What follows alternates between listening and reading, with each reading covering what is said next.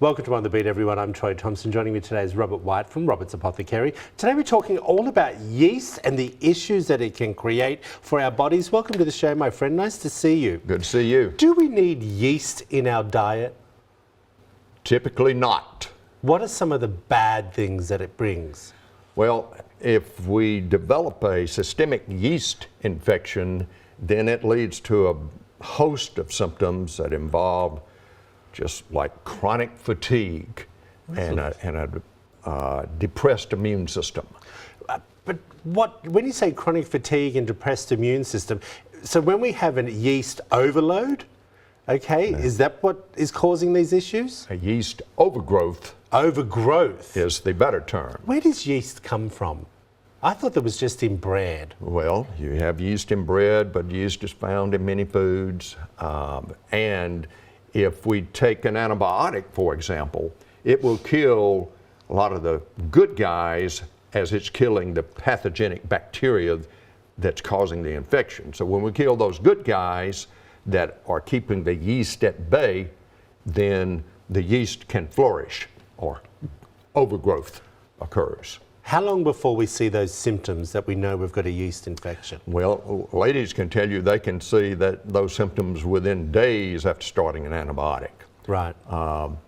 That would be for vaginal yeast overgrowth.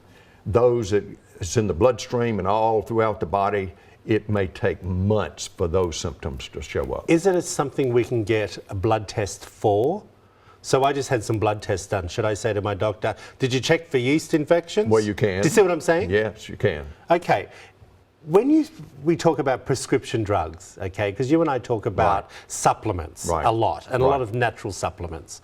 Are they completely different with prescriptions rather than the supplements that you and I talk about from the doctor? Well, we have prescription drugs that will kill the yeast. But don't we need some yeast?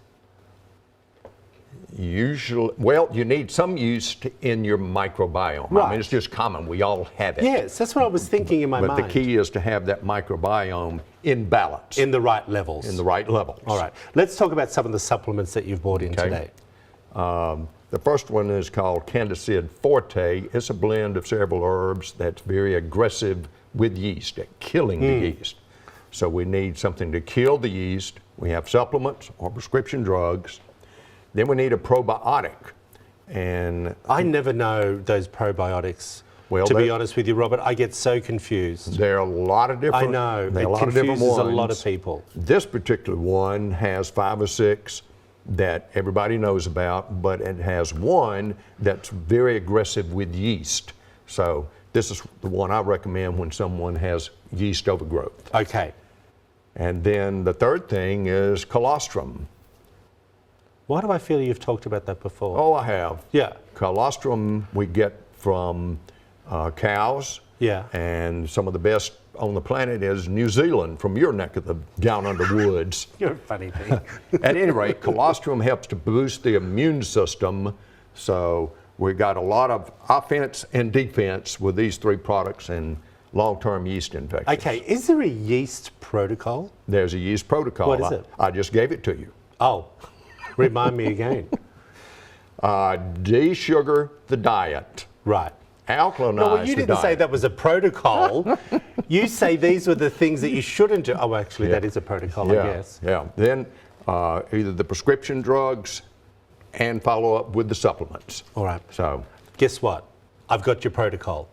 Thank you so Good. much. As always, great information. If you want to find out more information, there it all is up on the screen for you, everyone. Robert White from Robert's Apothecary. And today we've been talking all about yeast. Back after this short break.